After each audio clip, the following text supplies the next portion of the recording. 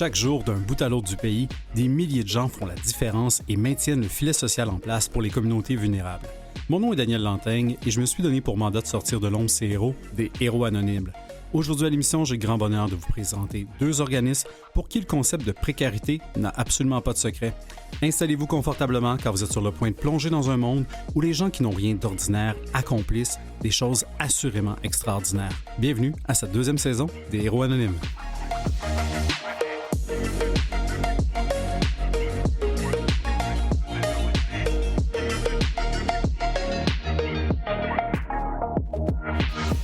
Et quel bonheur de reprendre une nouvelle émission des Héros Anonymes avec vous aujourd'hui. Et grand plaisir, je parlais de précarité en introduction. On va voir que la précarité, des fois la ligne est mince entre la précarité et l'itinérance notamment. Et pour en parler, on a avec nous en studio Lisette Flores, qui est directrice générale de la Fondation de la Maison du Père. Bonjour.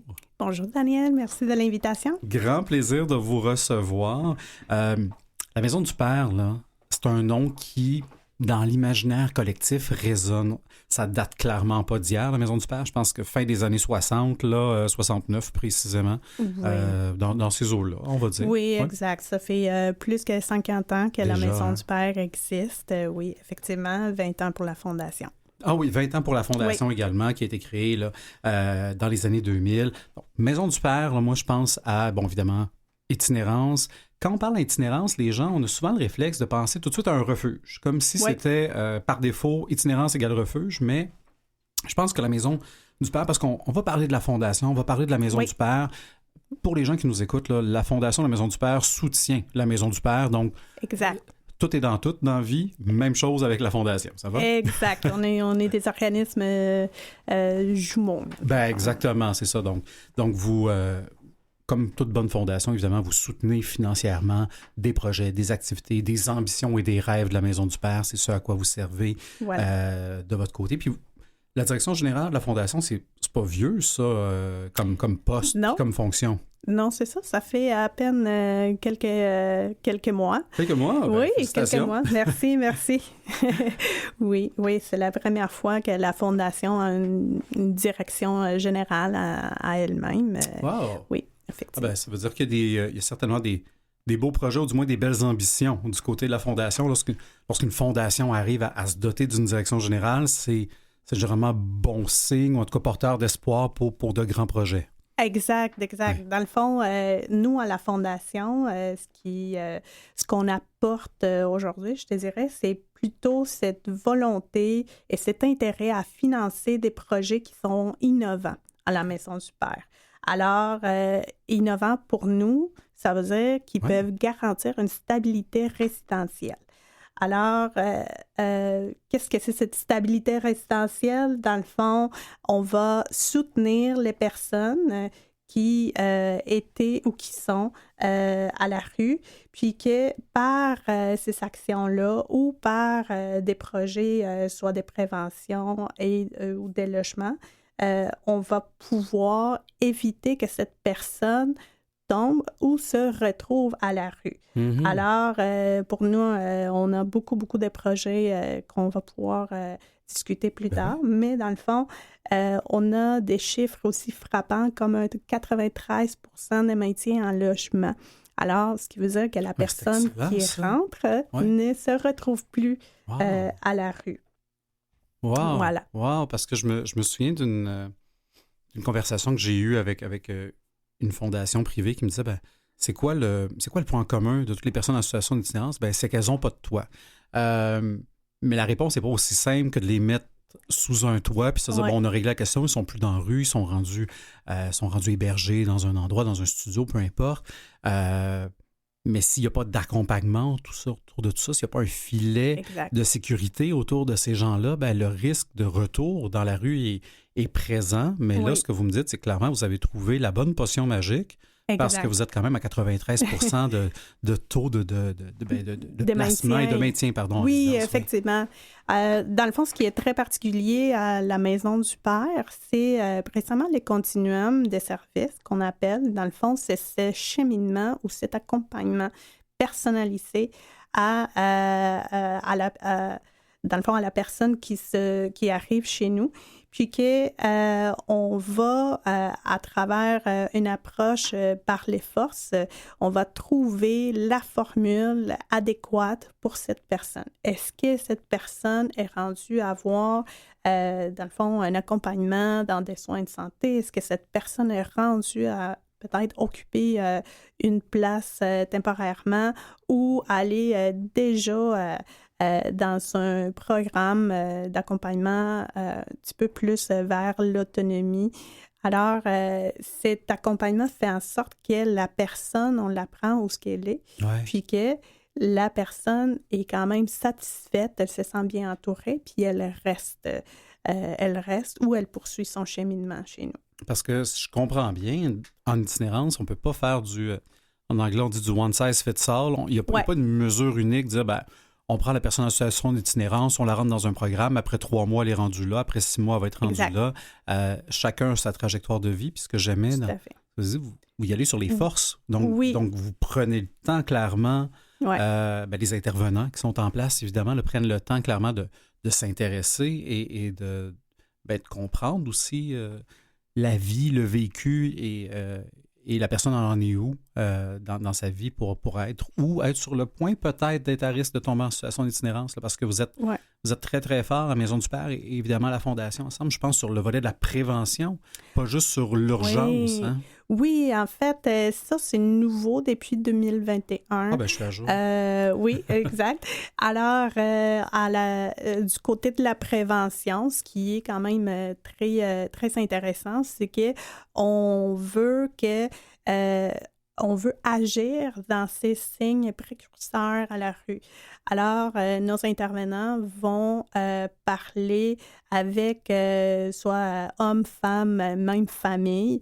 Ils vont faire des liens avec les propriétaires des logements, etc. On va trouver des façons pour que cette personne puisse rester dans son logement puis arrêter, dans le fond, de ce cycle, dans le fond, soit une première ou un retour vers la rue.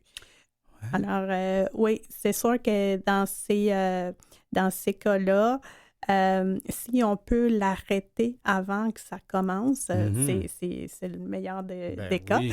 Puis, ce qui est particulier aussi, c'est qu'on est capable de voir ces nouveaux visage de l'itinérance, comme on l'a bien entendu dernièrement partout dans les nouvelles.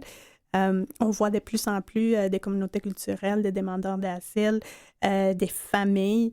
On voit des gens qui sont victimes de la rénoviction, qui sont dans un premier épisode d'itinérance, une fois rendus à la cinquantaine, soixantaine, avec peut-être un parcours quand même assez stable. Puis, c'est sûr que c'est la meilleure manière d'arrêter un cycle d'itinérance, d'agir avant que ça arrive. Ben oui, parce que vous le dites, là, puis ça semble tellement d'une évidence, mais effectivement, le premier facteur qui fait en sorte qu'on tombe dans l'itinérance, c'est parce qu'on a perdu notre loyer. Alors que déjà, de savoir que vous intervenez déjà quand il y a des situations à risque, effectivement, avec le propriétaire d'un loyer ou des éléments comme ça, de voir comment on peut essayer de sauver cette situation-là pour éviter que la personne se retrouve à la rue. Moi, je trouve ça extrêmement, à la fois déconcertant d'une évidence même. Oui, en même temps, vous êtes la première personne avec qui je parle d'itinérance qui me dit, oui, on intervient clairement là parce que c'est de là que ça part. Hein? Effectivement, et tu le dis très bien, c'est quand même assez clair, assez évident. Mais je te dirais, c'est quand même innovateur. Ben oui. C'est rare qu'on entende le mot innovation et itinérance aussi en même temps. Hein? Ouais. Exact. Mais c'est un peu aussi la mission de la Fondation, là, c'est d'aller de l'avant avec ces projets innovants pour démontrer ce qui est possible quand on laisse les intervenants agir, quand on laisse des nouvelles idées prendre son envol. puis de dire, bon, OK, regarde, ça marche, ça fonctionne. Et par la suite, évidemment, on veut laisser la place au gouvernement pour reconnaître ses bons coups, pour reconnaître ce qui peut être fait, ce qui peut être réplicable aussi, puis que ça puisse faire aussi son chemin. Oui, puis clairement, bon, quand on pense à la Maison du Père, on pense évidemment à des services pour hommes, mais le volet de prévention est bon pour tout le monde. Vous parlez de famille, des femmes, tout ça. Donc, le volet de prévention, lui, est ouvert à tous. Ce qui est extraordinaire. Alors, bravo pour ça. Puis après ça, pour les bouts d'hébergement puis de refuge, on comprend la nature qui fait en sorte que généralement, c'est soit pour hommes ou pour femmes. Là, sont très rarement mixtes pour des raisons de sécurité aussi. Puis les gens arrivent avec leur bagage de vie puis avec leurs blessures. Donc, souvent, on veut sécuriser ces gens-là dans des refuges qui sont genrés à ce moment-là. On comprend pourquoi. La Fondation, qui est en place depuis, comme vous le disiez, là, près de 20 ans, elle fait quoi au quotidien? Je travaille dans les fondations, je sais ce que fait une fondation, mais pour les gens qui nous écoutent, vous financez des projets innovateurs, vous investissez dans des programmes qui sont offerts clairement à la Maison du Père. C'est quoi votre valeur ajoutée de fondation dans tout cet écosystème-là d'itinérance? Là? Je pense que nous, on est capable de servir des déclencheurs. Tu sais, on parlait d'innovation. Alors, pour nous, c'est très, très important de pouvoir servir de cette étincelle, pouvoir motiver et déclencher des nouvelles idées. Fait que là, ça, c'est du côté financement. On finance actuellement 6 projets qui sont très, très performants. Puis, de l'autre côté, je dirais, ce qu'on entend moins, c'est comment on fait le lien entre le donateur puis la personne qui arrive à la Maison du Père parce qu'il a besoin de nos services. Fait que là, c'est vraiment d'établir, être ces fils conducteurs entre ces deux personnes-là. Je te dirais, soit le grand philanthrope comme Madame, Messieurs, tout le monde qui participe à l'une de nos campagnes, elles ont tous une volonté d'agir ou d'avoir une incidence sur le mieux-être de toutes les personnes, de reconnaître qu'on a des problèmes de société qui sont plus grands que l'État ou que soi-même, puis on veut contribuer. Alors, de parler des histoires, soit de Pierre, de Jean-Guy, ou etc., que ce sont des belles histoires de succès ou des histoires de résilience, puis les jumeler avec la volonté des donateurs qui ont aussi eux-mêmes leur propre histoire de pourquoi on donne, pourquoi on veut s'impliquer, puis que parfois, on voit beaucoup les similitudes dans les histoires ou dans le fond, c'est filé qui est très, très humain. Fait que là, c'est mon petit côté, je sais pas, idéaliste de ce qu'on fait à la Fondation. C'est exactement ça. Il n'y a pas très longtemps, il y avait un sommet sur la culture philanthropique à Québec et Bruno Marchand était un des conférenciers, maire de Québec, et il disait la philanthropie ou les gens qui font de la collecte de fonds, c'est un peu le trait d'union. Hein? Oui. Puis l'image, je l'aime bien, entre les gens qui ont des ressources, qui veulent bien changer les choses, ou en tout cas qui veulent améliorer les choses, puis les gens qui vont cogner à vos portes parce qu'ils ont des besoins. Alors clairement, vous êtes un extraordinaire trait d'union. Lisette Flores, vous et votre équipe de la Fondation, je pense que vous êtes 5 à la Fondation. Oui, c'est ça. Alors vous êtes de très, très beaux, très, très belles traits d'union. Si vous voulez bien, on va prendre une courte pause. Et pour les gens qui ne connaissent pas la Maison du Père, moi, je pense que c'est connu comme Barabbas dans la Passion. Vous m'excuserez la référence qui trahit mon âge. Mais on a un petit clip, 2 minutes 30, là, qui va vous donner un peu plus d'informations sur ce que fait la Maison du Père. Évidemment, par ricochet, ce que vous pouvez faire en soutenant la Fondation, la Maison du Père. Merci.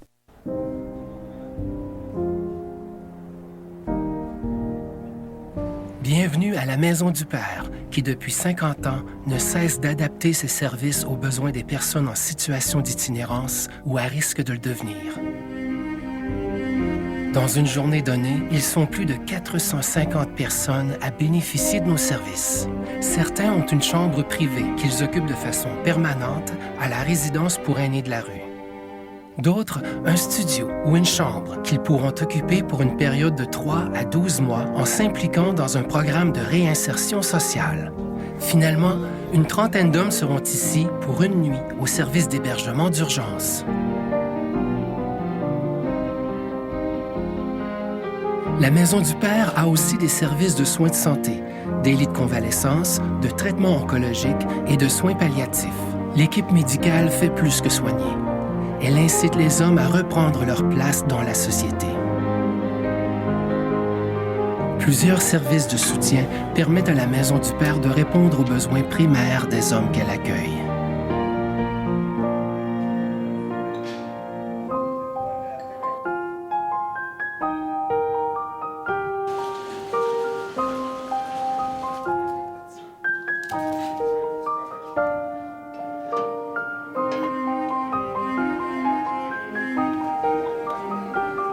L'an dernier, plus de 380 000 repas et collations ont été servis. Près de 425 000 items ont été lavés, puisque la literie du refuge est changée tous les jours. 227 000 pièces de vêtements ont été remises. 75 000 douches ont été prises. 112 000 nuits au chaud et en sécurité ont été offertes. La Maison du Père, c'est tout ça, et plus encore.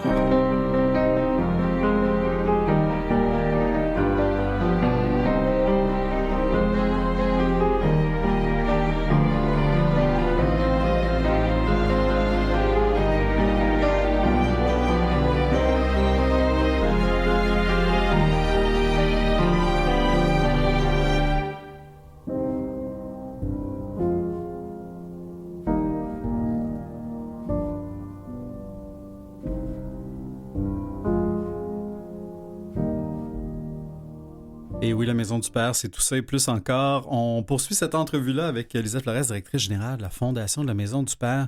Ce que vous avez entendu, c'est un clip que vous pouvez retrouver sur le site de la Maison du Père, là, qui est maisondupère.org.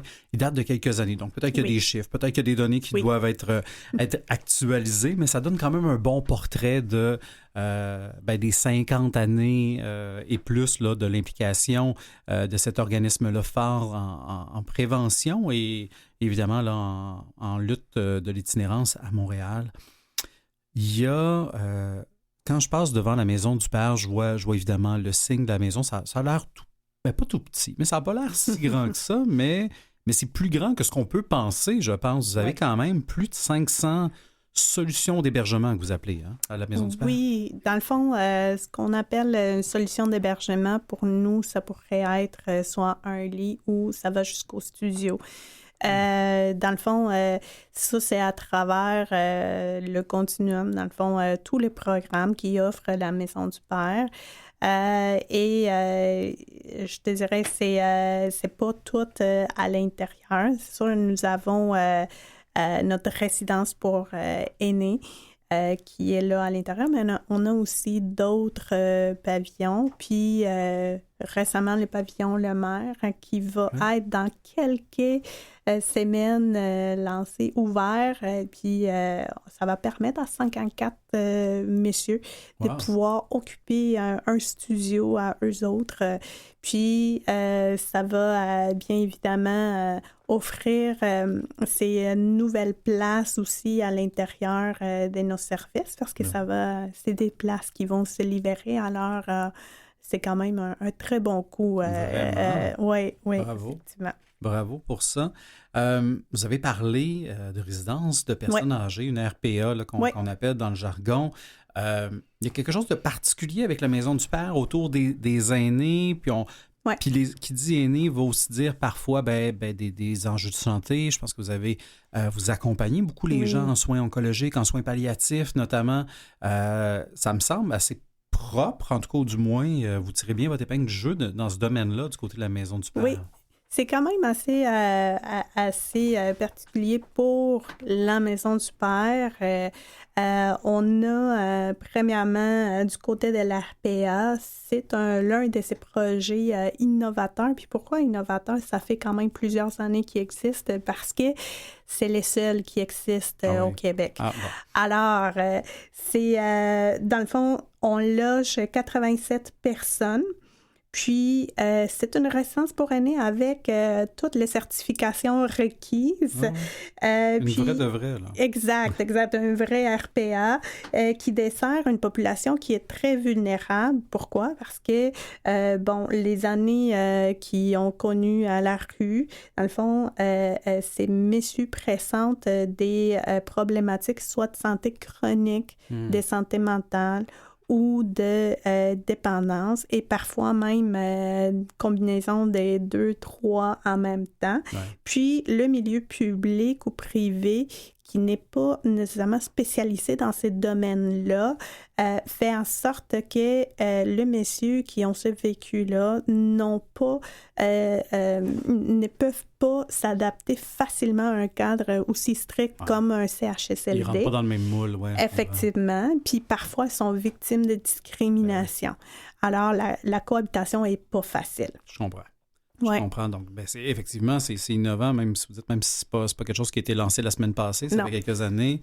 N'empêche que le modèle était nécessaire, est encore nécessaire, puis est encore... Oui. Je ne sais pas si c'est heureusement ou malheureusement unique, mais clairement, il y a un besoin, puis pour moi, encore une fois, comme vous dites des choses qui sont tellement d'une évidence, mais en même temps, que ça prend des gens qui se lèvent le matin, puis qui ont l'idée, puis qui vont aller chercher les ressources pour mettre en place ces idées-là. Donc d'où tout l'intérêt d'avoir et une Maison du Père et une fondation de la Maison du Père pour soutenir tout ça. Oui, tout à fait. Puis, dans le fond, dans ce qui...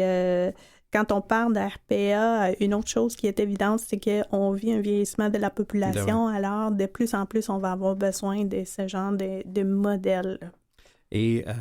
Quand on pense à un des aspects de l'itinérance qui est assez universel souvent quand on est dans la rue, c'est qu'on n'a pas d'adresse fixe. Hein? Exact. Pour encore certaines choses, ça prend une adresse fixe pour recevoir des services. Notamment des services de santé, hein, je ne me trompe pas. Exact. Comment vous interagissez dans tout ça? Puis s'il n'y avait pas eu une adresse qui est celle de la Maison du Père, ben ces gens-là, il y a des services auxquels ils n'auraient tout simplement pas accès. Hein, si je comprends bien. Effectivement. Alors, nous aussi, à la Fondation, on finance à 100% tout ce qui est l'accès santé, qu'on appelle, et cet accompagnement à la convalescence. Parce que, comme tu l'as dit, pour avoir accès à des traitements, dont des traitements oncologiques, par exemple, ça prend une adresse. Alors, si on n'a pas d'adresse, on n'a pas accès à ces traitements-là. Ce qui permet... dans le fond, d'avoir une adresse, c'est d'avoir droit à la santé, ce qui est quand même, ce qui est quand même complexe. C'est questionnable, oui. Et complexe, oui. Oui, puis bon, à la Maison du Père, on offre cet accès-là. Ça permet aux gens d'avoir, dans le fond, de recevoir ces traitements dans toute dignité, puis parfois même d'accepter une stabilisation résidentielle ou d'accepter les soins de nos intervenants après leur guérison, parce que le lien de confiance est déjà établi.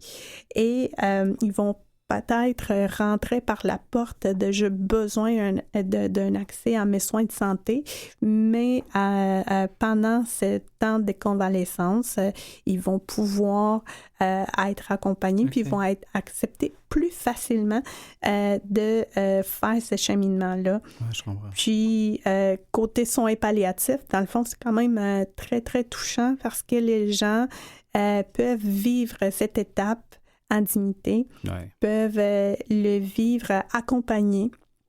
Puis, on a aussi des histoires où les messieurs vont renouer avec leur famille. Ils vont même donner des témoignages comme... j'ai la joie de vivre en fin de vie. Wow. Puis, c'est quand même très, très particulier, puis c'est très beau. Oui, c'est ça, c'est triste, mais c'est à la fois très beau parce qu'on l'a tous lu, je pense, dans les journaux dans les dernières semaines. Bien, malheureusement, il y a évidemment des gens qui décèdent dans la rue. Ouais. au moment où on enregistre l'émission, là, j'ai l'impression qu'il fait moins 1000 degrés dehors, puis l'hiver n'est pas commencé. C'est toujours inquiétant à chaque hiver. On dirait toujours que le gouvernement est surpris qu'il y a un hiver qui arrive et est toujours en réaction. Donc, de savoir que vous prenez soin, que vous êtes là, du moins pour ces aînés-là, notamment, et pour toutes les personnes en situation d'itinérance, parce que au nombre de solutions d'hébergement que vous offrez, vous êtes clairement une des grandes clés de l'itinérance à Montréal et ça, vous faites certainement en fier. Puis en plus, avec les prochains studios qui s'en viennent dans quelques semaines, ben là, clairement, vous allez continuer à le faire. Notre émission tire déjà à la fin, mais j'aimerais ça qu'on parle un peu de l'aspect très philanthropique de la Fondation, parce que c'est pour ça qu'on était notamment intéressé de voir les gens qui vous donnent, de ce que je comprends, bien évidemment, tout le monde peut faire un don. Il y a probablement des campagnes de postage auxquelles les gens répondent bien. De ce que je comprends même, en termes de dons planifiés, on n'en parle pas souvent, mais le legs testamentaire fonctionne bien chez vous. Hein? Ah oui, tout à fait. C'est l'une des plus importantes sollicitations que nous faisons. C'est les legs testamentaires. Ça nous a permis de financer tous ces projets-là. Dans le fond, la Maison du Père est financée à 65% par des dons. Et je peux dire, c'est en grande partie le legs testamentaire qui nous donne cette stabilité-là. Mais on a également des dons, dans le fond, des dons mensuels, annuels, par action, etc. On fait des campagnes actives ou des campagnes, comme là, la campagne du temps des fêtes est active. Puis, dans le fond, ça et des dons en nature. C'est sûr qu'en ce moment-ci, c'est un grand besoin. Grand besoin des vêtements, grand besoin des nourritures. Nous, on nourrit quand même les gens. On fait 750 repas par jour. Quand même. Oui. Alors, c'est très, très important une bonne pour cafétéria. Oui, fait donc dons en nature, en plus évidemment des dons financiers. L'appel est lancé, puis les gens qui veulent s'impliquer aussi bénévolement peuvent le faire, que ce soit à la Fondation ou à la Maison du Père. Tant que c'est pour la cause, pourquoi pas. Les gens qui veulent en savoir plus, je les invite à aller visiter maisondupère.org ou à vous téléphoner au 514-845-0168. Lisette Flores, c'était un très, très grand plaisir. Le temps passé à la vitesse de l'éclair. Merci de vous être prêté au jeu ce midi. Très apprécié. Merci, Daniel, et merci à tout le monde. Merci certainement à tout le monde à l'avance. Ce fut un immense plaisir. Puis vous, qui êtes à l'écoute, je vous dis restez donc à l'écoute. On va continuer tout ça dans quelques instants avec une autre invitée. Et on se retrouve dans un petit moment.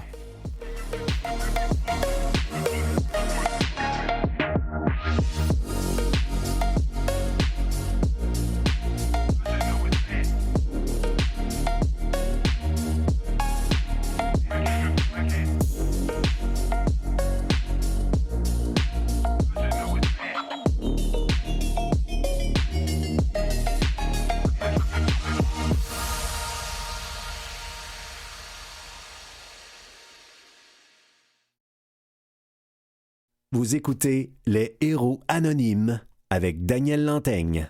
Et bienvenue à cette deuxième partie de l'émission où on reçoit Julie Paquette, directrice générale de Alima, Centre de nutrition sociale périnatale. Bonjour, Mme Paquette. Bonjour. Merci d'être avec nous. Ça me fait plaisir. Grand plaisir de vous recevoir. Pour les gens qui ne sont pas tout à fait à jour, Alima, c'est un nom qui est quand même nouveau dans le paysage, mais qui est d'une certaine façon quand même porte un historique qui remonte jusqu'aux années 1800. Alima, ça vient d'où déjà en partant, tout ça? Oui. En fait, je peux me permettre de faire peut-être deux petits historiques en parallèle. Donc, Alima, Centre de nutrition sociale périnatale, était jusqu'à tout récemment connu sous le nom de dispensaire diététique de Montréal. Et vous avez raison de dire que notre existence remonte aux années 1800. Donc, l'organisme a été créé en 1879, donc il y a près de 145 ans. Et à la base, en fait, c'est un groupe de femmes bienveillantes qui faisaient du porte-à-porte pour distribuer des denrées alimentaires aux familles dans le besoin. Au fil du temps, les activités se sont raffinées décliné. Et c'est depuis le début des années 50 que la clientèle qui est accompagnée par l'organisme est composée uniquement de femmes enceintes en situation de vulnérabilité. Et donc, le mot « aliment » vient de la conjoncture entre alimentation et maternité, qui représente vraiment nos activités les plus importantes chez Aliment. Et centre de nutrition sociale périnatale, parce qu'en fait, c'est une approche qu'on a développée ici, qui met de l'avant, évidemment, l'accompagnement nutritionnel, mais auquel se greffe aussi un accompagnement par d'autres intervenantes, comme par exemple des intervenantes sociales et communautaires et des consultantes en allaitement. OK, je comprends bien. Donc, j'aime beaucoup votre nouveau nom en passant, Alima, Centre de nutrition sociale périnatale, dispensaire diététique. Là, je dois vous avouer que j'y allais des fois plus par déduction, mais votre nouveau nom le dit clairement bien ce que vous faites. Les gens, on s'entend, les femmes qui arrivent chez vous et qui ont besoin de vos services, j'imagine que la première condition, c'est d'être enceinte, si on part du début de l'histoire. Oui, c'est la première caractéristique. Donc, être enceinte et être en situation de vulnérabilité.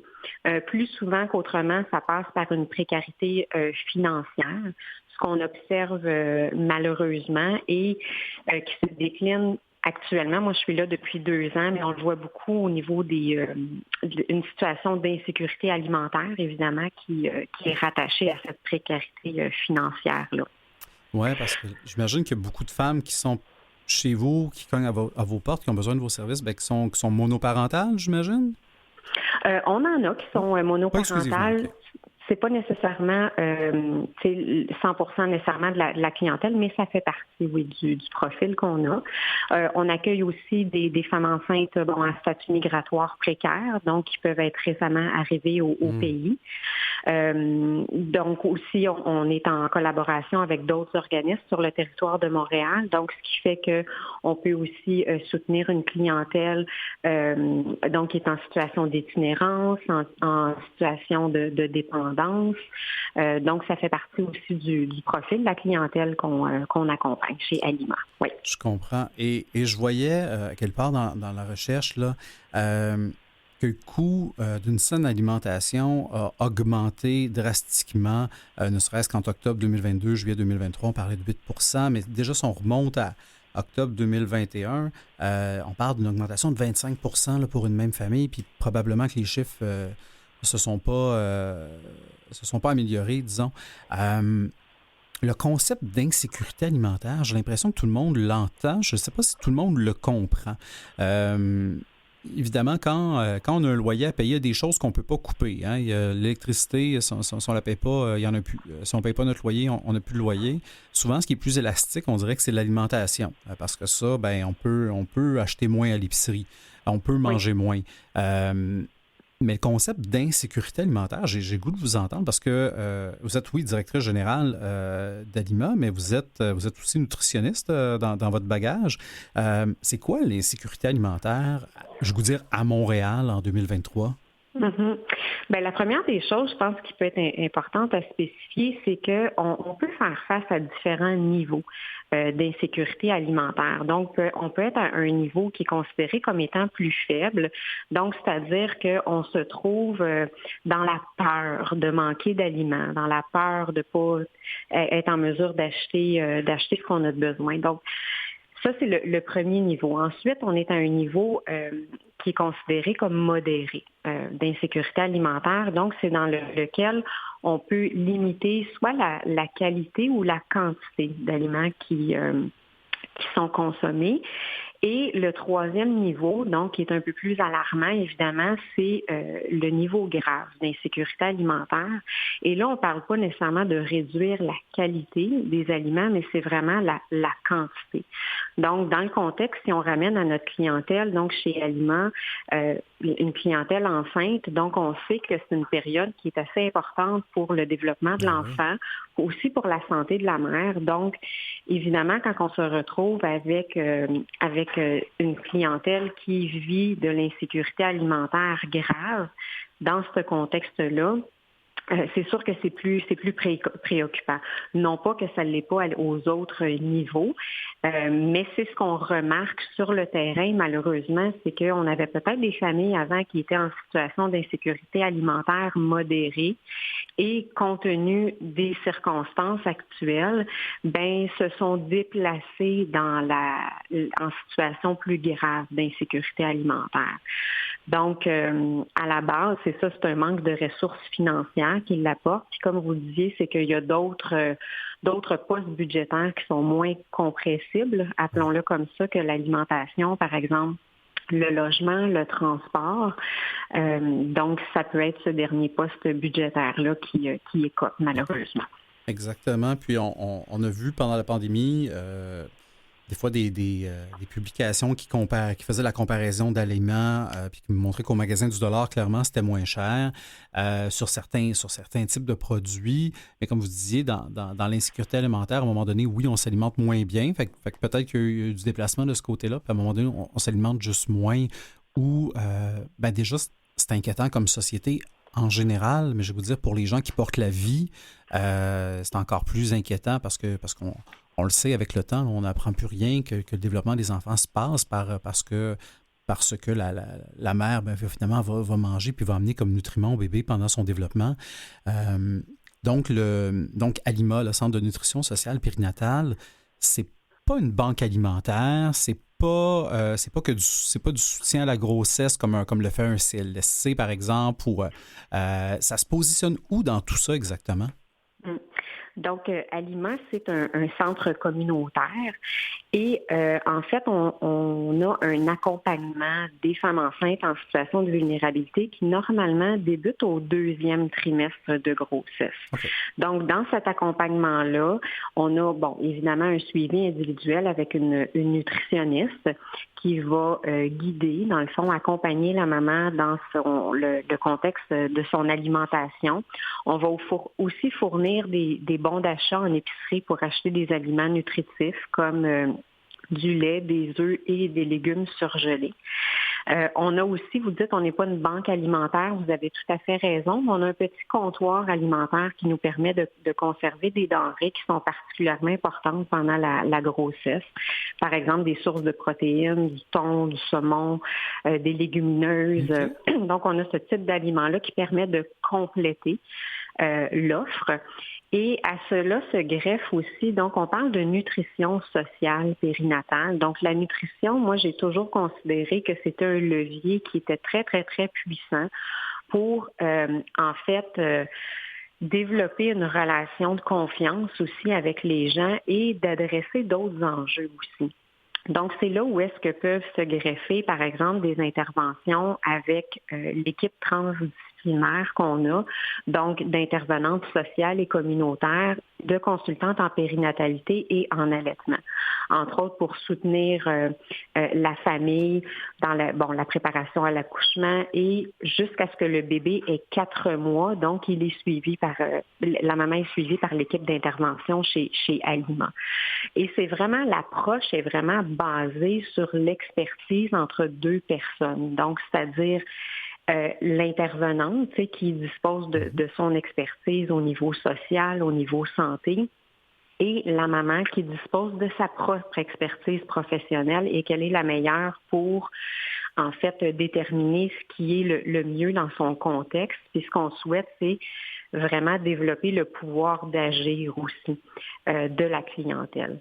Donc, une maman peut être vue, si le parcours débute au 2e trimestre, mais elle peut être vue 14 fois par l'équipe d'intervention avant l'accouchement, puis après. Fait que c'est vraiment un accompagnement individuel qui est fait. Et oui, il y a l'aspect d'accompagnement alimentaire, le dépannage, les coupons, mais ce qu'on se fait dire aussi souvent, c'est que c'est le lien de confiance que la clientèle a été capable de construire avec l'équipe d'intervention, qui est, à mon avis, une des valorisations les plus importantes là, qu'on peut vraiment sentir au quotidien. Ah ben certainement, parce que j'ai l'impression, puis je pense pas que vous allez me corriger là-dessus, mais corrigez-moi s'il le faut, mais ces mamans-là qui sont en situation de précarité ne manqueront pas de jugement dans leur vie autour d'eux, probablement, mais quand ils cognent à votre porte, elles sont certainement les bienvenues avec aucun jugement et vous les prenez comme elles sont. Et déjà qu'elles fassent cette première démarche-là, qu'elles aillent vers vous et qu'elles disent j'ai peut-être besoin d'un coup de main ou d'accompagnement ou de soutien à travers tout ça. Moi, je pense que ça crée certainement un lien de confiance et ça crée un en anglais, le terme est un peu galvaudé, là, le safe space, là, mais ça crée un environnement certainement là, sécurisant et réconfortant pour ces mamans-là qui ont leur vie continue. Ils ont certainement un tas de préoccupations, puis en plus, ils veulent s'assurer, puis ils veulent bien faire les choses pour leur bébé qui s'en vient. Moi, je trouve ça fantastique que vous offrez cet espace-là à ces mamans-là. En fait, ça fait partie de nos valeurs chez Aliment, entre autres la bienveillance. L'équité, parce que ultimement, ce qu'on aimerait, c'est être capable aussi de réduire les inégalités en santé. Puis à ça aussi s'ajoute une valeur qui est le plaisir, qui pour nous est aussi importante en ce sens que, oui, on peut avoir du plaisir au travail avec nos collègues, mais d'être capable d'échanger, de partager un bon moment avec la clientèle, c'est aussi important. Parce qu'elles peuvent aussi venir, oui, chercher de l'aide pour des ressources matérielles, mais il y a aussi tout le filet de sécurité qu'on est capable peut-être de mettre autour d'elle en assurant aussi le référencement vers d'autres organisations communautaires qui peuvent compléter notre offre de services. Donc, c'est notre rôle aussi. Donc, pas juste se dire on les voit pendant la période de grossesse, puis après ça, bonne chance. On veut vraiment s'assurer qu'elles sont capables aussi de trouver des ressources qui sont pertinentes à leur situation et à proximité aussi. Donc, ça fait partie de notre mission. Oui. C'est une super mission. Si vous me le permettez, Julie Paquette, on va prendre une courte pause. On va continuer cet échange-là dans quelques instants. Grand plaisir de découvrir cet organisme-là qui s'appelle Aliment, Centre de nutrition sociale périnatale, que vous avez peut-être déjà connu depuis les années 1800 sous le nom du dispensaire diététique de Montréal. On continue ça dans quelques instants.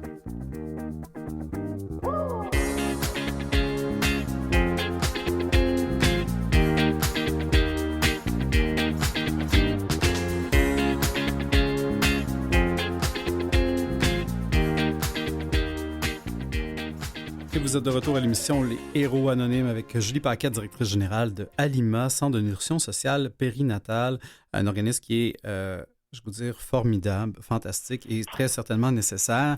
Ce que vous le faites de façon extraordinaire pour toutes ces mamans-là et aussi pour tous ces enfants-là et par ricochet pour toutes les familles que ça vient impacter.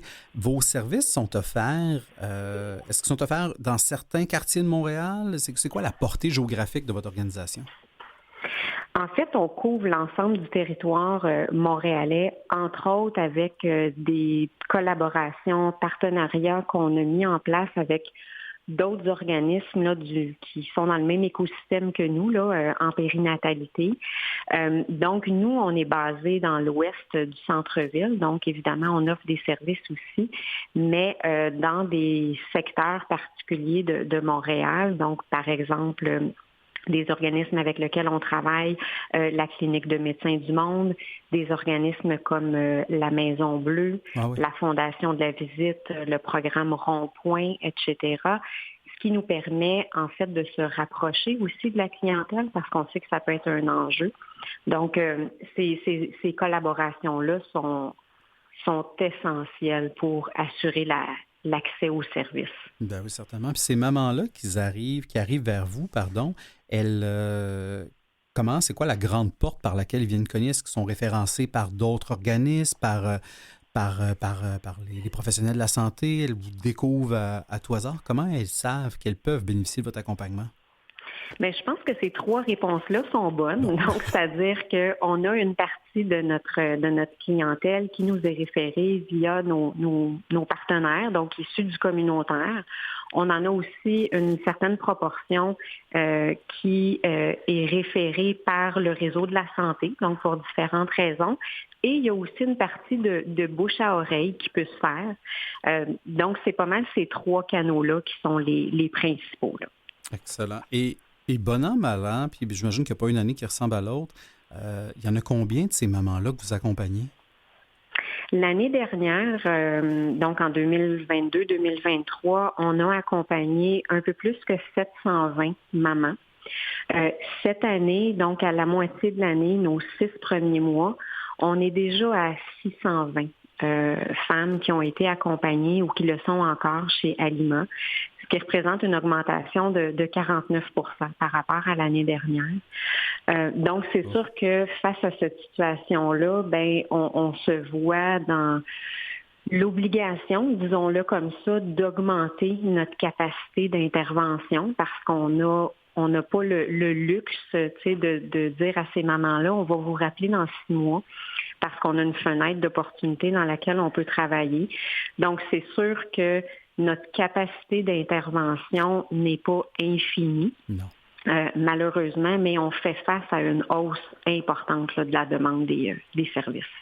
On voit dans beaucoup de sphères de la société, là, pour recevoir différentes organisations, organismes communautaires, qui en ce moment, dans les clientèles un peu plus, disons, vulnérables ou en situation de précarité, une surreprésentation des gens issus de l'immigration, des clientèles autochtones. Est-ce qu'on retrouve ça aussi dans votre organisation en ce moment?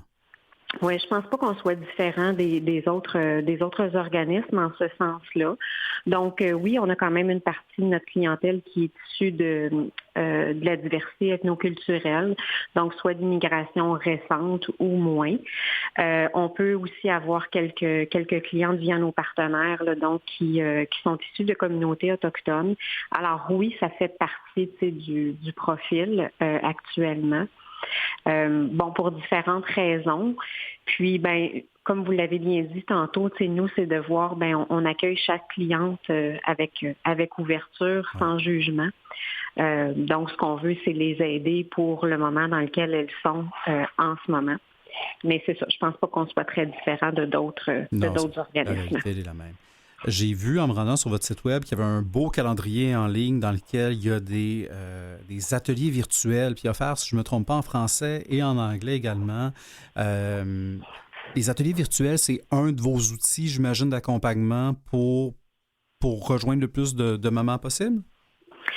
En fait, c'est que ça permet 2 choses. Ça permet à la fois d'aborder des sujets, des informations qui sont bénéfiques pour l'ensemble de la clientèle. Et l'autre point, donc, qui n'ont pas nécessairement besoin d'être traités en individuel, mais qui sont pertinentes peu importe à quel moment on se trouve dans le parcours. Et c'est sûr qu'avec la pandémie, c'est le virtuel qui a pris le dessus. On n'est pas fermé à l'idée de reprendre éventuellement des ateliers en présence aussi. Puis on a déjà fait quelques essais là, cet été parce que les ateliers visent aussi un objectif de partage entre les participantes. Donc, elles peuvent aussi développer un réseau. Donc, c'est pour briser l'isolement un peu que certaines peuvent vivre, puis de permettre des échanges aussi entre les participantes, ce qui n'est pas nécessairement possible en individuel. Ben non, certainement.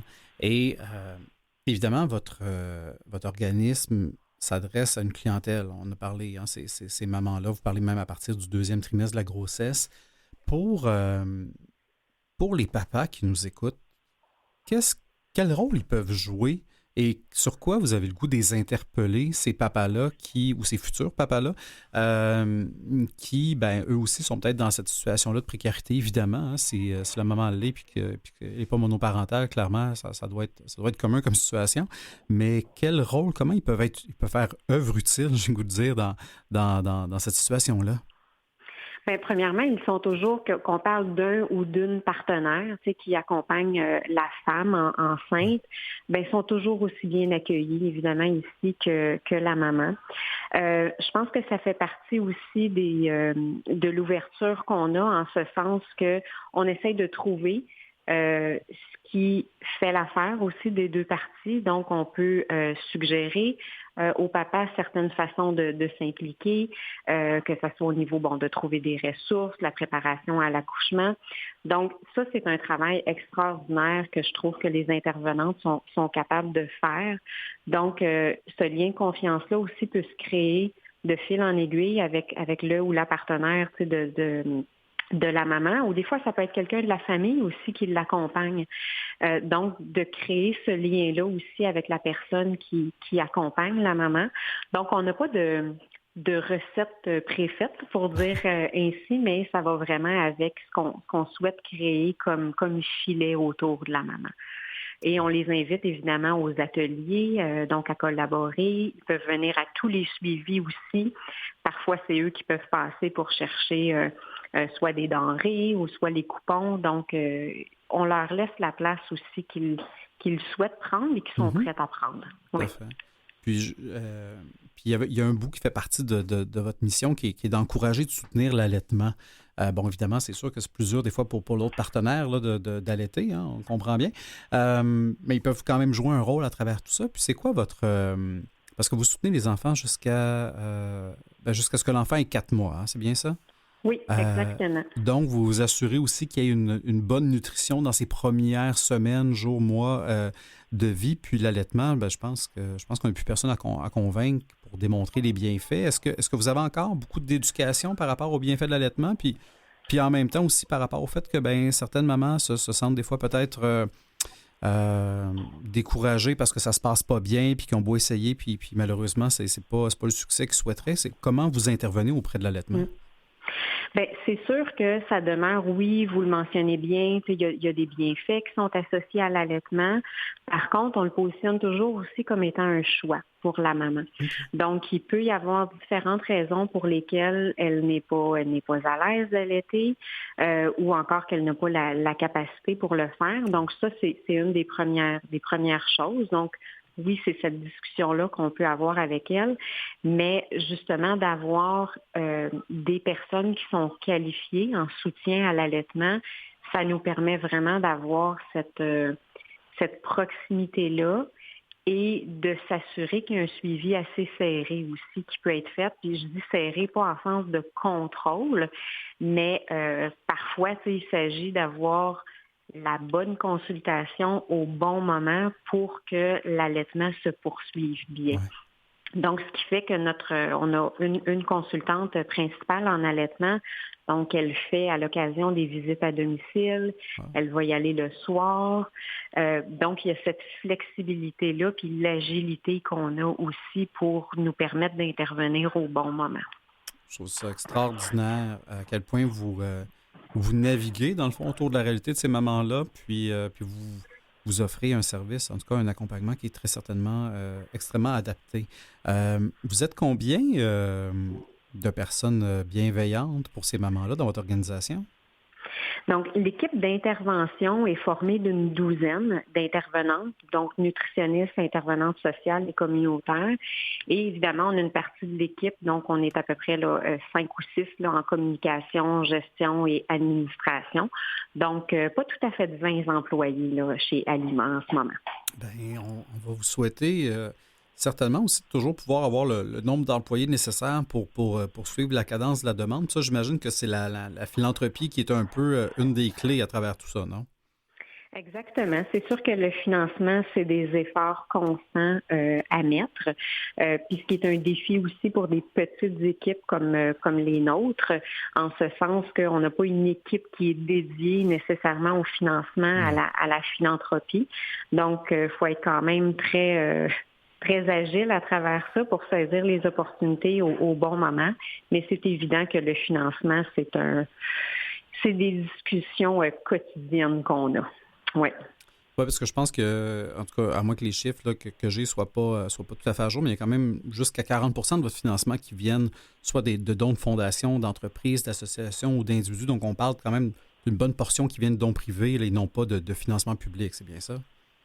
Je vous dirais que ça dépend des années. Ouais. Donc, il y a des années pour lesquelles on a été capable de faire, par exemple, des activités bénéfices ou pour lesquelles on a bénéficié de dons assez importants. On se rappelle qu'on est quand même un organisme qui existe depuis 144 ans. Donc, il y a des gens qui ont choisi de donner de donner à Alima au fil du temps ou de léguer ça, mais il y a les années se suivent, mais ne se ressemblent pas, malheureusement, en matière de financement autonome et privé. Oui, clairement, les défis reviennent d'année en année. Il n'y a jamais rien de stable de ce côté-là. Et les gens qui ont la capacité financière de vous soutenir, à quoi ils peuvent s'attendre si jamais ils choisissent de faire un don à Alima? Ce don-là va se matérialiser comment? En fait, je parlais de l'équipe d'intervention. Nous, probablement 80-85% de nos dépenses sont vraiment dirigées vers les services qu'on a aux mamans. C'est-à-dire que c'est dédié aux ressources humaines qu'on a. Donc, pour assurer la prestation de services. Donc, ce que ça peut représenter, c'est justement de se dire on augmente notre capacité. Donc, on va être possiblement capable de voir si on a une ressource supplémentaire en intervention, ça peut représenter entre 75 et 100 mamans supplémentaires qui vont être vues dans une année. Ceci dit, tous les dons peuvent être appréciés, peuvent servir. Donc oui, c'est possible de donner via notre site Internet, donc centrealiment.ca. On a parfois aussi des individus qui viennent nous porter des denrées, donc pour notre dépanneur alimentaire. On a des gens, des fois, qui organisent des activités pour nous, par exemple, pour ramasser des couches, des aliments. Donc, des entreprises aussi, parfois, qui viennent faire des journées d'entraide, donc du bénévolat d'affaires. Donc, il y a quand même toutes sortes de façons de s'impliquer auprès des organisations communautaires. Il s'agit juste d'être créatif un peu, puis de voir comment est-ce qu'on souhaite s'investir. Et l'appel est lancé. Merci beaucoup, Julie Paquette. Désolée, malheureusement, c'est tout le temps qu'on avait. Ça a filé super vite. Julie Paquette, directrice générale de Alima, Centre de nutrition sociale et périnatale. C'était un très, très grand plaisir. Merci à nos précieux invités, Mathieu Tessel, la mise en onde, Catherine Bourderon, la recherche. Et vous qui êtes à l'écoute, on se retrouve la semaine prochaine.